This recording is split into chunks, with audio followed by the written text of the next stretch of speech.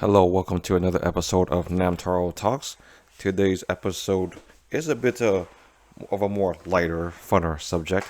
Sitcoms or situational comedies. Yeah, you know those back in the day. The ones that are about 20-minute episodes with the laugh track where they had the similar cast of characters every week, but everyone has their own personality types, but a unique dynamic or some recurring themes or occasionally a catchphrase here or there. Yeah, I decided to make this episode because looking back, I realized that I watched a lot of sitcoms, a lot of random ones, a lot of ones to the fullest, to the entirety, like all the episodes of the entire show. I couldn't believe it either. Well, I had to start somewhere. I think the sitcom I might have watched, it was a show called Home Improvement. Yeah, back then a lot of sitcoms, they were more for not really adults, but an older audience, maybe teens and whatnot. Of course, some are more family oriented. I know there was Full House, but I didn't really care for Full House. I thought it was kind of boring or anything. Other sitcoms, I couldn't understand it. I don't know what was funny. I don't know why they were laughing or why the laugh track was inserted there. And my parents were pretty limiting on what my brother and I could watch. But they let us watch Home Improvement. I think one aspect that I got to like Home Improvement as a kid is because there was some slapstick comedy in there. Of course, Tim the Toolman Taylor, he was pretty ridiculous sometimes, especially on the Tool Time TV show. He would end up inadvertently hurting himself. And it was a bit relatable because his family has three younger sons, and each son has a different personality type, different dynamic. Yeah, there was the older son who was a bit more sporty, there was the middle son who was more wisecracking, and there was the youngest son who looked up to his dad the most. And the interesting thing is, over the seasons, you get to see these kids grow. And I know it's sitcom, so one of the earlier tropes was that the husband is a bit goofy and the wife was a bit more level-headed. Yeah, honestly, I know a lot of these characters' names. Like the sons were Brad, Randy, and Mark. The wife was Jill, and he had his neighbor Wilson, who lives across his back. Who lives like in the backyard. Okay, he doesn't live in the backyard. It's his backyard neighbor. But he would go out into the backyard, and then Wilson would talk to him. And the recurring joke is that you can't see Wilson's mouth. You can't see his full face, only his eyes. And of course, Tim, the Toolman Taylor, he had his own TV show, and he had an assistant named Al. But when Tim gets ready to perform some weird home improvement task and ends up hurting himself, before he does it, he's like, I was like, I don't think so, Tim. Yeah, the thing about me is that I do a kind of a poor job trying to sell people on the premise of a story or a TV show or a movie or a book. Some things you gotta watch it to believe it, to experience it.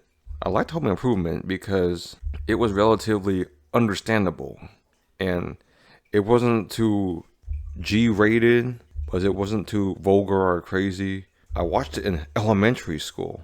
And I think later in college, when I found it on YouTube, I watched a whole bunch of the episodes. I might have watched the entire show, but it's a simple premise, and the characters they all got along with each other. It's relatively heartwarming. Everyone learns a little something. Yeah, different family dynamics, different work dynamics. The one episode that I still remember to this day was when Jill, the wife, I think something was going on with her uterus, so she had to undergo a surgery to have it removed, and she had a visceral emotional reaction over it because it felt like she had part of her womanhood was lost. I was like, wow, I did not expect this theme in the TV show about that's kind of masculine with mainly male characters, about tools and grunting like arr, arr, arr, arr. Yeah, they literally did that in the show pretty often, but they touched on serious themes. And the humor, it was inserted at the right times, and not everyone wasn't super flanderized.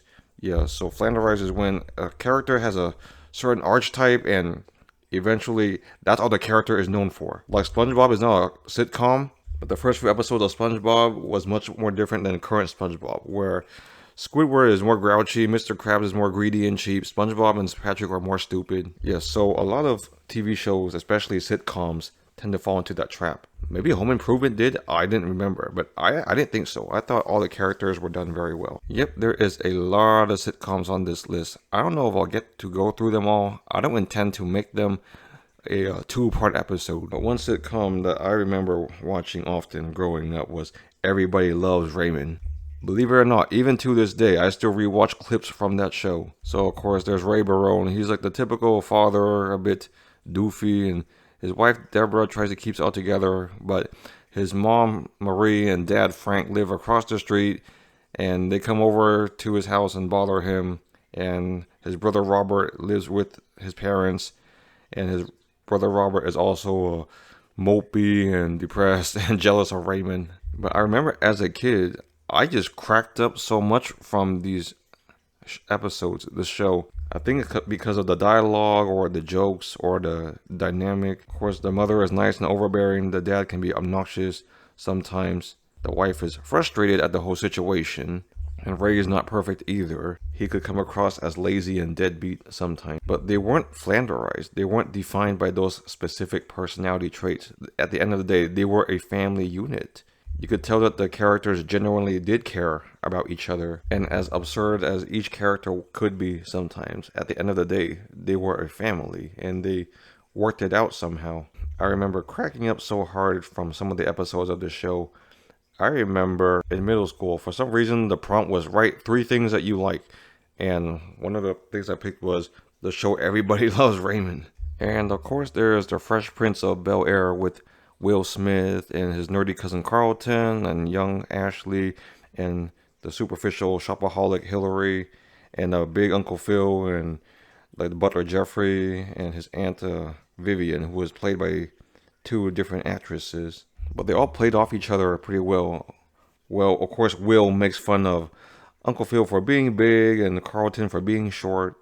And Jeffrey the butler makes his own sarcastic comments here and there. But each character has a different relationship with one another. And it was interesting to see how different situations planned out, even though some of them got pretty ridiculous. And of course, Will had a friend named Jazz, who was not the most polite house guest, so Uncle Phil would physically throw him out of the house. I believe I was introduced to this show by my cousin. Yeah, he loved that show. He watched all the episodes before I did. Yeah, back then we did not have cable or satellite TV, so we were limited on what kinds of shows we could watch.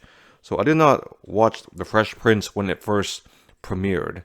I watched it later when we got satellite TV and we had Nick at Night. And with that transition, I'll go into probably the oldest sitcom on this list, Three's Company. That one was from the 70s.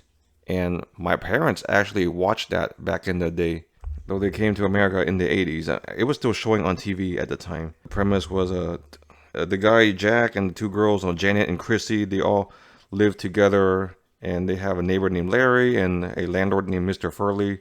Of course, at the time, it was inappropriate for a guy to live with 2 girls, so the girls had to pretend that Jack was a homosexual. And it's a different hijinks that they get into.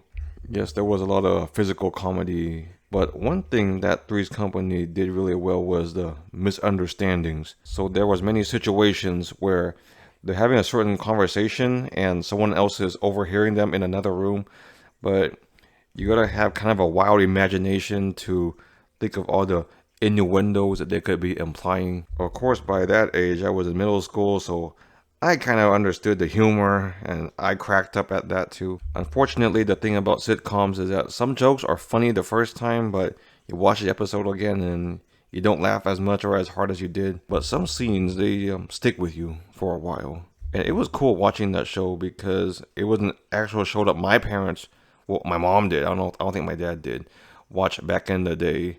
They get to go down memory lane a little bit and watch it again. And one summer, my cousin was staying over. She's older than me, but she watched a whole bunch of the shows and liked it also. But that's the thing about sitcoms. Some of them were actually genuinely funny that made me laugh out loud. Others, I know the humor was there and I internally thought it was funny. I just didn't laugh out loud. Others that you think the laugh track is a bit excessive, or sometimes even misplaced. Like, you think, why do they think that was funny? Or that doesn't warrant that huge of a laughter. But then you must take into account what studio produced it, what channel it's on, who the audience is for. Because personally, I did not think Boy Meets World was that funny of a show, but I still enjoyed it. I thought it was a good show. Growing up and coming of age with Corey and his friend Sean and the girl that he grew up with, Topanga, and Mr. Feeney, who's his teacher, and his neighbor, who becomes his principal and his professor, and his brother Eric. Guess parts of it were a bit cheesy and corny, but it's a coming of age, Bildungsroman. I'm probably using that word wrong again. Family dynamics, of course, the dad, the mom. Yeah, back then a lot of these sitcoms were syndicated, so they just appeared on random channels, whether it be, okay, I'm probably showing my age here, channels like the WB or UPN. But interestingly enough, some of these shows made it onto the Disney Channel. Yeah, I watched a fair amount of Boy Meets World on Disney Channel, and there was also ABC Family back then. And then later, a lot of the episodes appeared on YouTube too, unofficially, but still available, accessible. Though I watched that in college. One show I really liked that I saw on Disney Channel was Smart Guy. The premise is that there's a young boy named TJ, and he's a genius. So he's 9 or 10 years old, and he goes to high school with his brother Marcus, his sister Yvette, and they have a friend named Mo, who is a bit doofy for comic relief. Though the one character I liked in that show was the dad, Floyd. He was level-headed and held everything together. And when it comes to sitcoms, I cannot forget about Drake and Josh. Yes, it's a Nickelodeon show, or maybe Teen Nick, I don't remember. Yeah, so their parents get married, so they become stepbrothers and live together. And of course, Josh is the doofy, heavy-set guy with the weird hobbies, while Drake is a bit more ladies' man and cool and plays the guitar. But despite their differences, they still get along and help each other out, especially against their devious little sister, Megan. I find myself rewatching episodes of that also. Some of the jokes were, I don't know, they just hit more when you're older, when you realize how ridiculous it was. Like there was an episode where they were selling these grills, and then they made so much money from the grills, so they bought all this stuff and toys and memorabilia for their room, and then they were playing foos hockey. So I guess that's like air hockey on a table, like foosball. And then Josh was like, "Oh, I have financial security." Yeah, it's just something as simple as that. But I thought that was hilarious. Well, I rewatched that scene recently because I think it fits more with his character. And how is financial security hilarious, you know? Because a teenager at that age wouldn't even think about that. Of course, one of my favorite episodes was when they played pool, and then they find out Josh is pretty good at pool, but Drake was hustling the pool games behind his back. And the good thing about these sitcoms is that after a while, some of the original actors and actresses, they have like podcasts and reunions, and they just talk about their time while they were on that show. Yeah, the next 3 sitcoms were pretty big, but I'm not gonna go into too much detail about them. But I watched the entirety of them, those being Friends, Big Bang Theory, and How I Met Your Mother. Though honestly, I did not watch all of Big Bang Theory. I watched a lot of it in college. Personally, for Friends, my favorite character was Phoebe because she was quirky. In Big Bang Theory, the jokes, I thought they were funny at first, but after a while, you find them kind of cheap or sometimes even mean-spirited. And How I Met Your Mother, I think the reason I watched most of it is because I wanted to find out who the mother was, and how Ted eventually met the mother, though of course people were disappointed at the ending. Yeah, I gave Seinfeld a try, though I only watched season 1, and I just didn't really get it. They call it a show about nothing. There was humor in its own right, but I didn't see myself committing to it. And several other shows that I did not like as much as the ones I previously mentioned, but I still enjoyed them, and I watched a majority of them. Like Sister Sister with the twins Tia and Tamara Mowry, and That's So Raven with Raven who could see into the future, and her little brother Corey, who had his own spin-off show later, Corey in the House. For some reason, I went through an Amanda Bynes phase. I didn't really watch the Amanda show, but I watched the sitcom when she was a bit older. I think I borrowed the DVDs from the library, or I found them somewhere online. It was a show called What I Like About You. So it was Amanda Bynes and her sister, and they just lived together and figured things out from there. Oh, Friends. Friends was the one that I borrowed from the library, and I ripped it. Yeah, I ripped all the DVDs and whatnot. I think I did that for Everybody Loves Raymond also. That 70s show, I watched a lot of that, Though I did not watch the last episode where Eric left and they replaced him with some like random guy who was kind of plain vanilla. And I also watched the majority of Two and a Half Men until they didn't have Charlie Sheen anymore. A few other random shows like Two Broke Girls, Superior Donuts, Modern Family, New Girl. Though those are like the single camera, documentary style kind of sitcom. But yeah, I'm not gonna sit here and summarize every sitcom or talk about every single character. But it's just something to be said about a sitcom.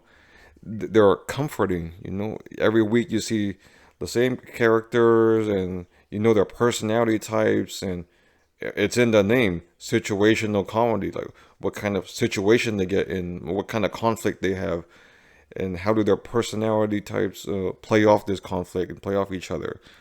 Though I like it when the plot is more cohesive, you know, where all the characters are somewhat involved. I don't like sitcom episodes where there's an A plot and a B plot and they're relatively separate or they briefly cross. I don't know what got into me briefly in college. I was checking out more new Disney Channel sitcoms. There was one called Liv and Maddie, where the actress Dove Cameron played both Liv and Maddie. There was one called Jessie, where this girl named Jessie babysits all these kids. And one of the more ridiculous ones, Dog with a Blog, where they figure out that the dog can talk and the dog literally blogs about the goings on in his family. One episode, the dog got behind the car and then ran the car into the house. Yeah, with the channels aimed for younger kids like Disney Channel and Nickelodeon, you kind of know what kind of humor they're aiming toward. It's very forced, it's very juvenile, it's even dated, kind of obnoxious sometimes. I don't know what to say. I guess I was curious. Personally, the sitcoms I talked about at the beginning of this episode, those are the ones I like a lot more. Those are the ones I hold on to. Sometimes you get bored or you want to trip down memory lane, you just watch certain scenes of certain sitcoms here and there. Like one scene in Home Improvement where Tim, he literally blows up his friend's house. And in Everybody Loves Raymond, one scene I revisit often was Robert, the brother, he makes this weird noise at a funeral. Yeah, it sounds like a braying donkey, and it comes out of nowhere. Another scene was when Ray tried to be nice to his parents and subscribe them to the Fruit of the Month Club, where every month they send them a different kind of fruit. But then the mom, Marie, freaks out. It's like, oh my god, there's going to be so much fruit. You don't think we can buy our own fruit? We can't give away all this fruit. Yeah, it's such a very simple premise. But I guess it's like the characters' reactions that really sell you on the plot. There was another scene where the whole family was in counseling with one of the Catholic priests, Catholic fathers. And Frank, the grandpa, he asked, hey, do you know who invented the lawn? Yes, so he and his wife were literally arguing about that, who invented the lawn. And Marie's point was that, oh, cavemen had lawns. They were called fields. And of course, sitcoms, they have the quote-unquote special episode where it's not all about the humor and they try to touch upon a more mature theme. Like there was a Smart Guy episode where TJ was lured by a child predator, and a Fresh Prince episode where Carlton obtained a gun, and another one where Will's father returned into his life but then left again. Oh yeah, speaking of Fresh Prince, they did a quote-unquote remake of it, and it was a bit more dramatic. I watched the first season and I thought it was fine, but that's the thing about me with shows nowadays. I can't really keep up, or I don't feel as compelled to continue. Sometimes they try remakes or reboots. The sequel to Boy Meets World was Girl Meets World, where Corey and Topanga have a daughter, and I tried watching episodes of that, but it was on the Disney Channel, so you kind of know what to expect. It was really limited and dorky, not funny really. And Friends, there are so many different situations and storylines. Like when Ross is trying to move the couch up the stairs with his friends and he keeps yelling, pivot. And then when Monica, she tried to cheer Chandler up by wearing a turkey on her head and dancing around. And then the time when Chandler and Rachel found a cheesecake on the ground and started eating it, and it was really delicious. And then Ross, he supposedly did karate and he has the concept of unagi, which really means eel. But he thinks it's like a mental state where you're super aware. So he tries to teach Rachel and Phoebe about it by scaring them. And the time when Joey tried to sound smarter by using the thesaurus, However, in the letter that he wrote, he used a thesaurus on every single word, and the letter did not make any sense, even to the point where he signed his name Baby Kangaroo, and the time where Phoebe quote unquote sold out and worked for a massage company because she got benefits that she did not even know about. But she called the 401k a 401k. And of course, not just Friends, but in some sitcoms, there's sometimes the will they, won't they relationship dynamic of certain characters who may or may not get together. Yes, but sitcoms, they are kind of a lost art nowadays with so many shows available. And back then, sitcoms, they were more manageable to make, and you can make the money from syndication, so they can appear on a bunch of different networks, and all the actors and actresses get royalties from it. But nowadays, most of the situations are done, most of the character archetypes are done, most of the storylines and premises are done, and you know that the laugh track is fake and forced and unnecessary sometimes, and comedy is a bit more sensitive nowadays, or sometimes a bit pushy or preachy. Not to mention nowadays, shows don't have as many episodes. Yeah, sitcoms used to have 26 episode seasons, and they go on for multiple seasons, so there's at least 100 or even 200 episodes sometimes. But that makes them easy to binge. That makes them easy to just leave on in the background. Some shows that you just engage with, some shows that you just or whatever about it. And the good thing about sitcoms, not all of them had continuity. So you can just pop in and drop in for an episode anytime, and you don't have to watch the episode before to understand what's going on. But they were a refreshing break from dramas or action shows or court shows. Honestly, sitcoms were more of a comfort thing, if anything.